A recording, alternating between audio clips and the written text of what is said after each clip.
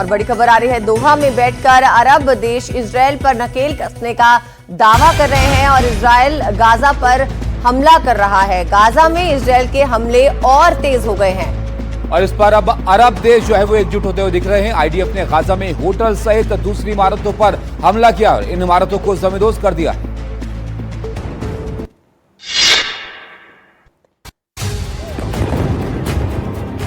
दुनिया के 57 मुस्लिम देश इजरायली हवाई हमले के खिलाफ दोहा में रणनीति बना रहे थे और इसी दरमियान इजरायल गाजा में तबाही बरसा रहा था। नेतन्याहू गाजा पर यह कहकर हमला कर रहे हैं कि अभी बदला पूरा नहीं हुआ है। आईडीएफ ने गाजा के अयान होटल को निशाना बनाया और 8 मंजिला इमारत रेजा रेजा हो गई।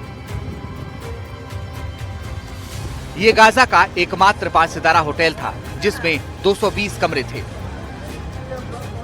गाजा पर इजरायली एयर स्ट्राइक से अब तक 4.5 लाख लोग बेघर हो चुके हैं। दोहा में बैठकर मुस्लिम देश नेटो की तर्ज पर अरब नेटो बनाने का सपना बुन रहे हैं और गाजा में अब तक हुए हमलों में 65,000 लोग मारे जा चुके हैं। 17,000 से अधिक बच्चे अनाथ हो चुके हैं। आगे बढ़ते हैं और 30 सेकंड में आपको पूरी खबर दिखाते हैं। इजरायल ने हमलों में कई घर और इमारतों को तबाह किया है गाजा में और हम मंगलवार को इस हमले से पहले ही लाखों फिलिस्तीनी घर छोड़ने को मजबूर हो गए। सबसे बड़े फिलिस्तीनी शहर में यह अभियान युद्ध विराम की कोशिशों को और दूर धकेल देता है। सेना ने हमले के लिए कोई समय सीमा यहां पर नहीं बताई है, लेकिन इजरायली मीडिया ने संकेत दिया है कि इसमें महीनों लग सकते हैं। इसका कहना है कि इसका उद्देश्य हमास के सैन्य बुनियादी ढांचे को नष्ट करना है और अब इजरायल जो ऊंची इमारतें हैं गाजा में उनको निशाना बना रहा है और लगातार ये हमले यहां पर किए जा रहे हैं।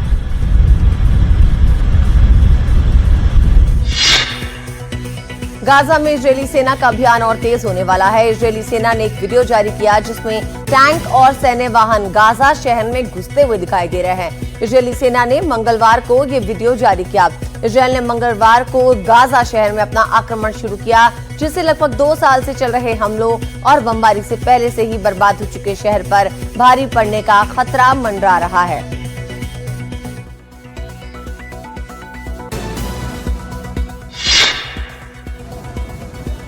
इजरायल के हमलों से घबराकर गाजा के लाखों लोग अपना घर छोड़कर भाग रहे हैं। आए दिन वहां से लाखों लोगों के पलायन की तस्वीरें सामने आ रही हैं। बताया जा रहा है कि 20 लाख की जनसंख्या वाले इस देश में अब तक 7 लाख से भी ज्यादा लोग पलायन करके दूसरे देशों में भाग चुके हैं। गाजा में इजरायल के अभियान को लेकर कई देश उसकी आलोचना कर चुके हैं, लेकिन इजरायल ने अपने अभियान को और तेज कर दिया है और लगातार इजरायल की तरफ से गाजा में निशानों को टारगेट किया जा रहा है और हमला किया जा रहा है। और बात रूस यूक्रेन युद्ध की। रूस का डबल अटैक प्लान यूक्रेन को हर मोर्चे पे तोड़ने की कोशिश कर रहा है, चाहे वो जंग का मैदान हो या आम लोगों के घर। यहाँ पर ज़पोरिजिया पर हुआ यह हमला बताता है कि यह जंग अब कितनी क्रूर और अमानवीय हो चुकी है। यूक्रेन में तबाही का डबल अटैक।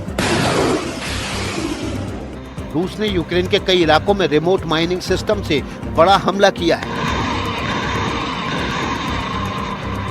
इस हमले से हथियार, गोला बारूद, खाद्य आपूर्ति फ्रंट लाइन तक पहुंचने से पहले ही नेस्तनाबूद हो गए। रूस ने इस हमले से यूक्रेन की सप्लाई चेन को तहस नहस कर दिया।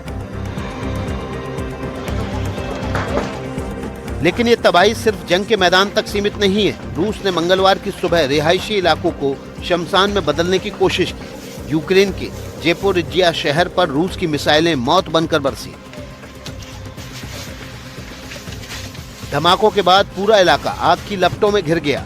3 रिहायशी इमारतों और एक सर्विस स्टेशन में भीषण आग लग गई। मंजर इतना भयानक था कि 78 फायर फाइटर्स और 17 गाड़ियों को फौरन मौके पर भेजा गया है। चारों तरफ सिर्फ चीख पुकार और तबाही का मंजर था।